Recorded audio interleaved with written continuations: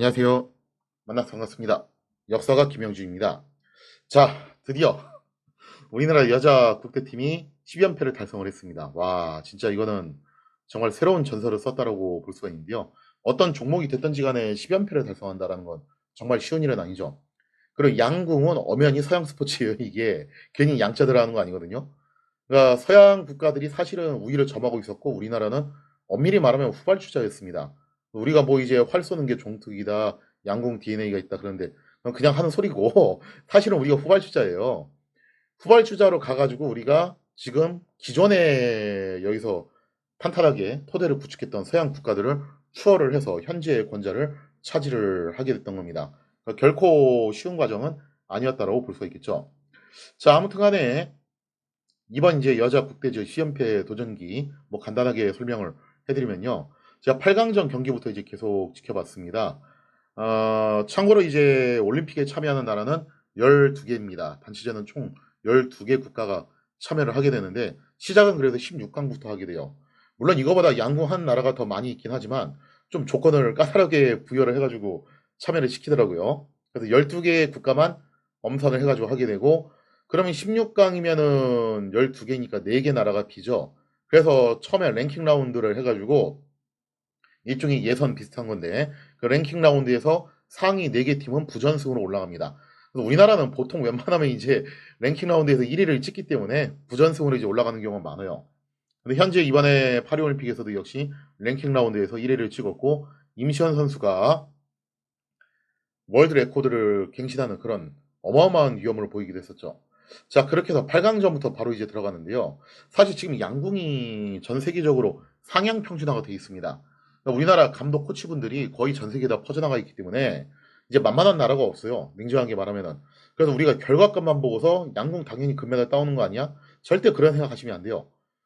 2016년 이후부터는 진짜 한 판 한 판이 다 피말리는 사투였고 그 한 끗 차이 승부로 우리가 이긴 적도 정말 많습니다. 그래서 이번 파리올림픽에서도 그런 장면들이 많이 연출이 됐는데 8강에서 붙었던 대만팀 같은 경우 대단히 강팀이고 작년에도 각종 국제대회 경기 결승전에서 우리나라하고 많이 맞붙었던 나라였어요. 특히 대만의 이제 선수 중에서 쇼커탄 선수 있죠, 그죠? 레이체이라는 선수인데 이 선수가 세계적인 선수입니다. 그러한 세계적인 레전드 선수를 보유하고 있는 나라이기도 하죠. 그리고 무엇보다도 그 대만이 미국을 꺾고 올라왔습니다. 사실 우리나라 이전에 원래 양궁을 주름잡았던 게 미국이었어요. 미국이 항상 강력한 우승 후보 중에 한 명이었는데 그 미국을 꺾고 왔던 대만하고 붙은 것이기 때문에 대만도 절대 만만한 나라는 아니었습니다. 자, 대만을 꺾고 난 다음에 네덜란드하고 붙게 되는데요. 네덜란드도 양궁을 제법 하는 나라이고 서양 스포츠예요, 이거 엄연히. 그리고 그 네덜란드가 또 누구를 꺾고 온 거냐면은 강력한 우승 후보 중에 하나였던 인도를 꺾고 왔어요. 그러니까 미국 같은 경우는 케이시 코펄트 선수, 지금 세계 랭킹 1위죠. 그다음에 인도에는 양궁 여제라고 불리는 디피카 쿠마리 선수, 이렇게 각기 레전드 선수를 보유하고 있습니다. 근데 네덜란드는 그 정도 급의 레전드는 사실은 없어요. 근데 어쨌든 네덜란드 선수들이 이걸 꺾고 왔다는 것은 절대 만만한 팀은 아니라는 거죠. 그래서 네덜란드하고의 대결에서도 슈더프까지 가는 정말 처절한 사투 끝에 겨우겨우 승리를 한 게 우연은 아니라는 거예요. 다만 이제 확실히 보니까 네덜란드 팀이 뒷심은 좀 부족하더라고요. 한국 팀이 뒷심이 사실은 좀 강한데 특히 슈도프로 넘어가면 거의 지는 일이 없습니다. 옛날에 그 안산 선수님 같은 경우는 국제대회에서 적어도 2019년 이후 슈도프에서는 저번 역사가 없다고 할 정도로 다른 선수들도 슈도프에 대단히 강해요. 그 정도로 이제 한국 선수들이 슈도프에 강한데 그건 슈도프 관련된 훈련을 많이 해서도 있지만 기본적으로 체력 훈련을 정말 많이 시켜요. 우리나라 양궁 선수들이. 뭐 양궁이라고 해가지고 편하게 서서 활만 쏘는 거 아니야. 절대 아닙니다. 그 과정을 만들기 위해서 어마어마한 체력 훈련, 웨이트 훈련, 그리고 멘탈 강화 훈련 이런 것들을 굉장히 많이 받게 돼요. 그래서 가끔 외국 선수들이 우리나라 진천 선수촌에 와가지고 프로그램에 참여하는 경우가 있는데 그런 전설적인 얘기도 많이 전해져요. 왔다가 그 체력 훈련 못 견뎌가지고 일주일 만에 짐 싸고 도망갔다. 뭐 그런 얘기가 나올 정도로 정말 살벌하게 훈련을 시킵니다. 아무튼 그러한 과정을 다 거쳤기 때문에 결국 슈더프 후반 뒷심에서 한국 팀이 우위를 점하게 됐던 거죠. 자, 그리고 결승에서 중국하고 만나게 되고 준결승전은 네덜란드하고 멕시코하고 맞붙게 되는데 멕시코에는 발렌시아라는 역시 또 전설적인 선수가 존재를 하죠. 양측이 맞붙어가지고 여기서는 멕시코가 승리를 거두게 됩니다. 멕시코가 동메달을 획득을 하게 되는데요. 근데 기존에 있는 그 설명드렸던 팀들이 특징이 뭐냐면은 멕시코도 그렇고 대만도 그렇고 미국도 그렇고 인도도 그렇고 이런 팀들이 특징이 뭐냐면은 선수 3명이 다 균일하게 잘하는 게 아니라 그중에 진짜 레전드 한 명이 있는 거예요. 그 레전드 한 명에 나머지 2명이 이제 뉴페이스나 혹은 뭐 이제 경험자 이런 사람들이 붙어가지고 보조를 해주는 그런 방식이죠. 약간은 좀 한국 축구 비슷한 느낌인데 한국 축구가 그렇잖아요, 그죠? 세계적인 선수들 몇 명 이제 딱 갖다 놓고 거기에 나머지 선수들 붙여가지고 그렇게 조합을 구성하는 것처럼 다른 나라 양궁팀이 거의 그런 식으로 갑니다. 대부분이 다 그렇게 해요. 근데 우리나라가 정말 이제 유난스러울 정도로 해마다 이게 선수가 계속 물갈이가 돼요. 그 정도로 경쟁이 살벌하다고 볼 수가 있겠죠. 또 선발 과정이 공정하기도 하고요. 그래서 이 멕시코 팀 같은 경우는 그 발렌시아 선수가 얼마나 살아나냐에 따라서 승패가 좌우가 되는데 중국하고 붙을 때는 발렌시아 선수가 좀 많이 부진했던 모양입니다. 그런데 이번에 네덜란드하고 붙을 때는 발렌시아 선수가 확실히 여기서 살아나게 되면서 결국 멕시코가 동메달을 획득을 하게 되었죠. 그리고 결승에서 이제 중국하고 붙게 됐는데 얼핏 생각하면 이제 잘 모르시는 분들은 중국은 우리가 당연히 이기는 거 아니야라고 생각하기 쉬운데 절대 안 그래요. 중국은 2012년도 런던 올림픽 때도 우리하고 결승에서 맞붙었던 굉장히 강력한 라이벌 팀이고 사실 올해 있었던 국제대회, 올림픽 이전에 있었던 국제대회에서 우리나라 여자 국대팀이 중국을 만나가지고 한 번도 못 이겼습니다. 그만큼 중국이 잘해요. 이게 시간이 흐르면 흐를수록 2020년 이후부터 점점 이 잘하는 수준이 가속도가 붙어가지고 지금 중국팀은 우리나라하고 거의 한 끗 차이라고 봐도 좋을 정도로 정말 대단한 실력을 갖고 있는 팀이라고 볼 수 있겠죠. 그럴 수밖에 없는 게 중국팀은 현재 거기 소속돼 있는 선수들이 그 국대 선수들이 거의 기존 멤버 그대로입니다. 그러니까 경험치를 안정적으로 쌓아왔던 거죠. 그에 비해서 이제 우리나라는 계속 물갈이가 일어나기 때문에 이게 공정한 경쟁을 통해서 최고의 컨디션과 최고의 실력을 가진 선수를 선발한다라는 점은 이제 달성을 할 수 있지만 하나를 얻으면 하나를 잃는 게 있죠. 잃는 부분이 뭐냐면은 바로 그 부분이에요. 안정적으로 경험치를 쌓을 수 있다. 이 부분은 좀 이제 어떻게 보면 포기를 해야 되는 부분이라고 볼 수 있겠죠. 근데 중국 같은 경우는 반대로 이제 그 안정적인 경험치를 쌓는 쪽을 선택을 한 거고, 그리고 중국 감독님이 패스임에도 불구하고 한국 선수들을 격려를 해주는데 왜 그러냐면 한국 분이십니다. 네. 중국에도 한국 감독이 가가지고 지금 그렇게 하고 있어요. 그러니까 이 중국 선수들이 고정 멤버로 꽤 오랫동안 롱런 한 데다가 한국 감독님한테 한국 스타일로 훈련을 오랫동안 받았기 때문에 절대 무시를 못하는 팀이라는 거죠. 그리고 중국이 어마어마한 돈을 쏟고 있어요. 지금 현재 양궁에다가 인도도 그렇고. 그래서 인도 같은 경우는 현재 컴파운드를 완전히 다 장악한 상황이고 리커브 쪽에서는 중국이 지금 우리나라를 무섭게 추격하고 있는 상황입니다. 그래서 이 결승전 절대 만만한 시합은 아니었다고 볼 수 있는데요. 우리나라 여자 국대지가 사실 안고 있는 고민거리가 있었습니다. 그게 뭐였냐면은 세 선수 다 올림픽 경험이 전무한 뉴페이스들로 구성이 돼 있다라는 점이었죠. 이렇게 이야기를 하면 또 그런 반론을 제시하는 분이 계실 수 있어요. 지난번 도쿄 때도 그러지 않았냐? 근데 도쿄 때하고 비슷해 보이지만 다른 게 있습니다. 그러니까 도쿄 때 있었던 3인방 강재영, 장민희, 안산 세 분 같은 경우는 장민희 선수만 사실은 뉴페이스고 강채영 선수는 이미 2019년도에 세계 랭킹 1위 달성하고 그의 여성 선수상을 받은 선수입니다. 그러니까 올림픽 메달만 없다 뿐이지 모든 국제 대회를 휩쓸었던 그야말로 레전드 선수예요 이미. 그리고 안산 선수님 같은 경우도 얼핏 생각하면은 만 20세, 그러니까 대학교 2학년이었죠. 그런 젊은 나이에 올림픽 처음 국제 대회에 나와가지고 저렇게 상관왕 차지한 거 얼마나 대단하냐. 라고 생각하실 수 있는데 사실은 안산 선수님도 2019년도에 세계 랭킹 5위를 찍었습니다. 그러니까 이미 그 이전부터 국대에 선발돼가지고 계속 국제대회 경험을 쌓으신 분이고 2019년도에 세계 랭킹 5위를 찍었고 그리고 강치영 선수하고 올해 여성 선수상 놓고서 경쟁을 했던 사이였어요. 그러니까 강치영, 안산 두 분은 냉정하게 말하면은 올림픽 경험이 없다 뿐이지 나머지 국제대회 경험은 굉장히 많은 분들이었다는 거죠. 그에 비해서 지금 현재 3인방을 놓고 보면요. 전은영 선수. 짬밥이 정말 오래된 베테랑 선수죠. 근데 이분이 진짜 비운의 선수였던 게, 계속 국대 선발에서 이제 탈락을 하게 됩니다. 고배를 먹게 돼요. 그리고 몇 번 선정된 적이 있는데, 또 그때마다 묘하게 또 상황이 좋지 않아가지고 별로 그렇게 활약할 기회를 못 얻어요. 그래서 전은영 선수 같은 경우는 베테랑 선수이고 이 중에서 가장 최고참에 나이도 많기 때문에 주장을 맡아야 되는데 의외로 국제대회 경험이 사실 그렇게 크지 않았습니다. 심지어 본래 소속돼 있던 팀이 현대백화점이었는데 대기업 실업팀이죠. 여기서 인천시청 본고지가 이제 인천이에요. 근데 여기로 이제 옮겨지게 됐는데 이때 좀 뭘 좀 아는 사람들은 걱정을 많이 했어요. 왜냐면 이게 좋은 신호는 아니에요, 사실은. 무슨 얘기냐면은 그런 대기업 실업팀에서 지역팀으로 넘어간다는 것은 100% 그런 건 아니지만 그럴 가능성도 있습니다. 은퇴 수순을 밟을 가능성도 있다는 거죠. 그래서 전은영 선수가 나이도 먹었고 국대도 계속 탈락하고 하니까 그래서 혹시 이게 은퇴 수순 밟으려고 하는 거 아니냐 그런 걱정을 하는 팬들도 있기는 있었습니다.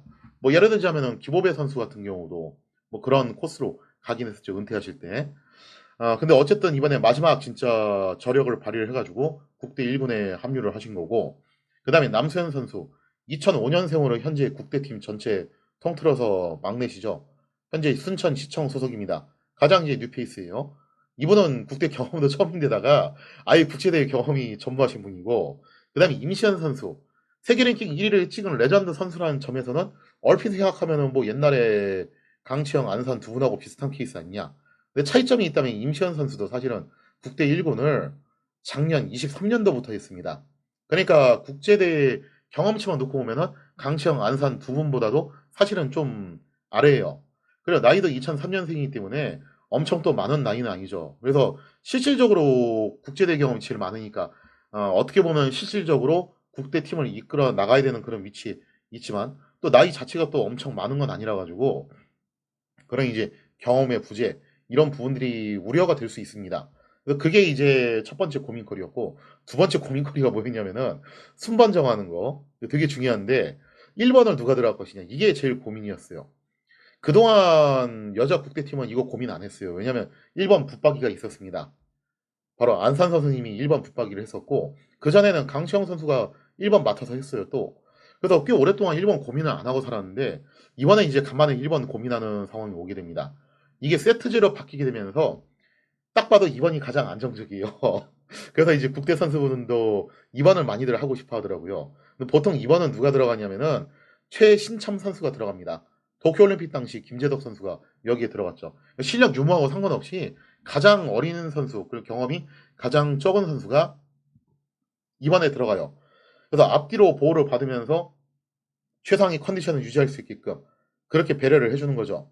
혹은 이제 다 전체적으로 이제 실력과 경험치가 있으면은 이번에는 그냥 가장 고참 선수가 들어와서 중심을 잡아주는 역할을 할 수도 있어요. 도쿄올림픽 당시 강시영 선수가 이번에 들어가긴 했었죠. 근데 이 케이스는 이제 이번에 누가 들어가야 되냐면은 남세현 선수가 들어가야 됩니다. 남세현 선수가 가장 최신참인데다가 국제대회 경험이 거의 없는 선수고 그리고 또 본인 스스로 말씀하시기를 성격이 좀 내성적이라고 하더라고요. 물론 뭐 운동 선수니까 뭐 내성적이라고 해도 아주 내성적이진 않겠죠. 그 운동 선수들 사이에서 그렇다는 얘기인 것 같은데 그래서 이제 1번이나 3번을 좀 맡기기는 부담스러웠던 것 같아요. 남수현 선수가 최고의 실력을 발휘하려면은 2번에 넣어야 된다. 그래서 요거는 거의 고정으로 생각을 하고 1, 3번은 어떻게 배치할 거냐인데 옛날에 그냥 점수 기록으로만 갔을 때는 3번 사수가 에이스였습니다. 왜냐면 앞에서 구멍 뚫린 거 뒤에서 다 메꿔야 되기 때문에. 그런데 세트제로 바꿔가지고 지금처럼 이제 현행 방식으로 승패 방식으로 이렇게 갈 때는 누가 제일 중요하냐면 1번 사수예요. 이게 제한 시간이 있거든요. 120초 이내에 다 써야 돼요. 그래서 1번 사수가 시간을 너무 오래 잡아먹으면 안 돼요. 그래서 1번 사수는 빨리 써야 되고 당연히 잘 맞춰야 됩니다. 빨리 쏜다고 해서 되는 게 아니라 그러면서 바람 계산을 잘해야 돼요. 그리고 또 이제 기선 제압도 해야 되죠. 그만큼 강심장이면서 빨리 쏘고 잘 쏘고 계산 능력 좋고 그 다음에 스피치 능력도 좋아야 돼요. 사실은 팀원들한테 간단 명료하게 전달을 해줘야 되니까 이런 모든 조건을 갖춘 사람이 1번으로 들어가는 겁니다. 사실 그 모든 조건을 갖췄던 게 기존에 안산 선수님이었는데 이번에 어쨌든 선발전에 탈락을 했으니까 새로 이제 1번을 뽑아야 되는 상황이 오게 된 겁니다. 그래서 국대팀이 이거 가지고 고민을 좀 많이 했었는데 큐를 참 여러 번 돌려본 거예요. 1번에 전은영 선수가 들어갈 때 그리고 임시현 선수가 들어갈 때 어느 쪽이 더 최상의 결과를 가지고 올 것이냐. 올해 이제 국대팀이 파리올림픽 나가기 전에 국제대회를 3개를 뛰었습니다. 현대 양궁 월드컵이 총 3번 열렸거든요. 1차 양궁 월드컵 열렸을 때 이때 이제 순번을 어떻게 정했냐면은 전운영, 남수현, 임시현 지금 현재 올림픽에 나와 있는 그 순번이죠. 그걸로 정해서 나갔어요. 결승까지는 순조롭게 올라갔는데 결승에서 중국 팀하고 붙어가지고 패배를 하게 됩니다. 그래서 1차 양궁 월드컵은 중국이 우승을 가져가게 되고 그 다음에 이제 2차 때 그때는 이제 큐를 바꿔봤어요. 바꿔가지고 이제 1번에 임시현, 2번에 남수현, 3번에 전운영 그렇게 갔습니다. 이게 근데 2차 양궁 월드컵 하기 직전에 간 거라 가지고 요걸로 이제 급조해서 이제 나가봤는데 결승에서 또 중국을 만나요.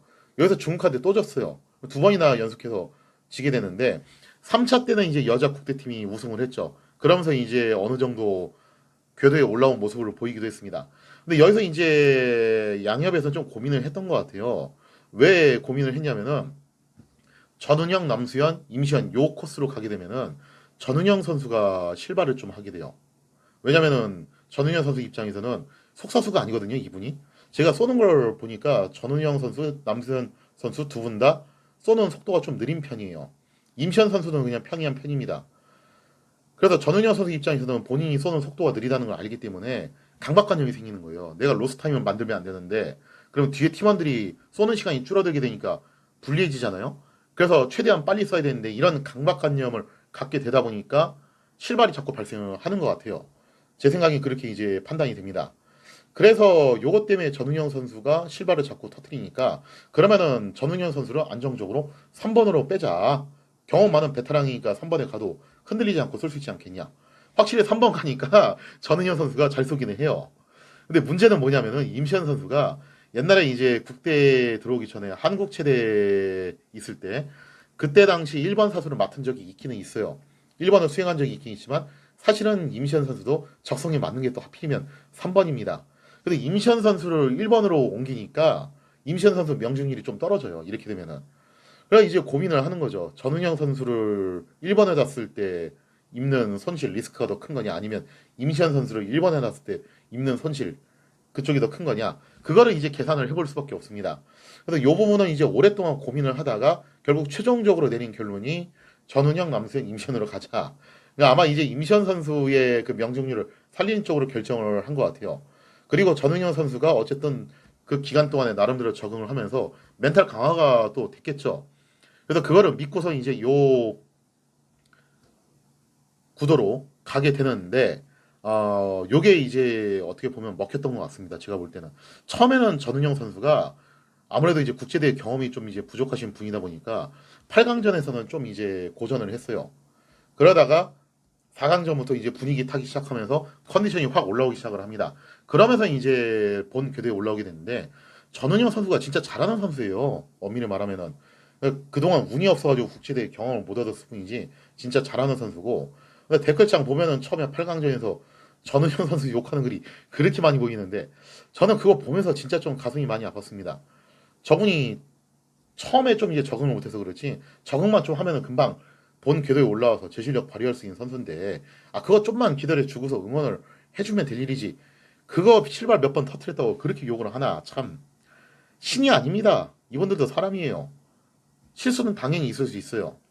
자 아무튼 이렇게 해서 이제 올라가게 되는데 남수현 선수 같은 경우도 정말 대단한 게 가장 나이가 어린 선수고 가장 경험이 적은 선수인데 흔들리지 않고 정말 잘해주시더라고요. 자, 아무튼 그렇게 해서 전훈이와 남수현 선수 그리고 임시현 선수 역시 뭐 이제 믿고 보는 선수죠. 이렇게 조합이 만들어져 가지고 중국하고 결승에서 붙게 됩니다. 1차 때 요 조합으로 패배를 한 경험이 있죠. 그거를 설욕할 수 있는 기회가 오게 된 건데 중국하고의 대결 1세트 압승을 거뒀고 2세트도 승리를 거뒀습니다. 근데 여기서 제가 볼 때는 우리나라 국대팀이 좀 조급한 마음이 들었던 것 같아요. 그러니까 이런 조급한 마음이 들게 되면은 자세가 흐트러질 확률이 높아집니다. 사람 심리가 그래요. 처음에 놋그릇을 걸고서 내기를 하잖아요. 활쏘기를. 그러면은 그냥 별 생각 없이 쏩니다. 본 실력이 나와요. 그런데 음반지를 걸고서 이제 하기 시작을 하면은 그때부터는 이제 마음이 막 흔들리기 시작을 하죠. 그리고 황금 덩어리를 놓고서 이제 거기서 시합을 한다 하면은 눈앞이 감옥을 버리십니다. 그러니까 그 궁사가 갖고 있는 실력은 원래 그대로인데 이게 마음가짐에 따라서 이게 달라질 수 있다라는 거예요. 근데 아마 이제 3세트부터 좀 조급한 마음이 들었던 것 같아요. 무승부만 떠도 이제 10연패를 달성한다. 그리고 아마 이 세 명의 선수가 다 그런 중압감을 안고 있었을 겁니다. 앞선 선배들이 쌓아올린 금자탑, 우리가 이거 계속 이어나가야지 여기서 무너뜨리면 안 된다. 그런 심리적인 부담감도 정말 컸겠죠. 그래서 여기서 이제 그 조급증이 생기게 되면서 결국 실발이 터지게 되고 이게 중국한테 기회가 넘어가게 됩니다. 그래서 3세트 패하고 4세트에도 역시 마찬가지로 중국한테 패하면서 슈더프까지 넘어가게 되었던 거죠. 자, 그리고 슈더프에서 여기서 다시 또 이제 심기일전을 한 대 성공을 해가지고 결국 극적으로 한국팀이 승리를 거두게 됐습니다. 여기서 진짜 아찔했던 게 뭐였냐면은 당시 중국 3인방이 다 실력 있는 선수들이에요. 실력 있는 선수들인데 그 중에서도 이제 이번 사수로 나왔던 양 선수, 이 양 선수가 최근 들어서 정말 컨디션이 엄청 올라온 선수입니다.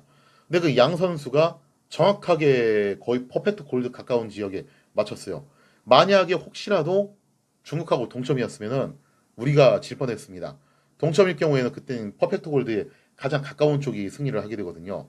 아찔했던 순간이 연출이 됐는데 다행히도 이제 우리나라 선수들이 점수상으로 이미 승리를 했기 때문에 결국 슈더프에서 최종적으로 우리가 승리를 거머쥐게 되었습니다.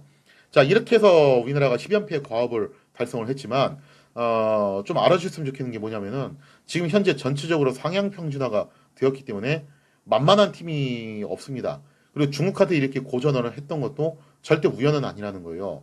그래서 다음번에 11번째 올림픽에서도 여기서 11연패를 달성할 수 있을 것이냐. 당연하다라고 할 수 있는 건 아닙니다. 그때도 분명히 우리가 각고의 노력을 해야 되는 것이고 또 이런 위기 상황과 수많은 고전, 시련, 역경을 견뎌야 될 수도 있는 거죠. 아무튼 이런 모든 과정을 견디고서 결국 10연패를 달성한 여자 국대팀에게 정말 축하와 더불어서 감사의 박수를 전하고 싶습니다. 자, 진짜 고생 많으셨습니다. 감사합니다.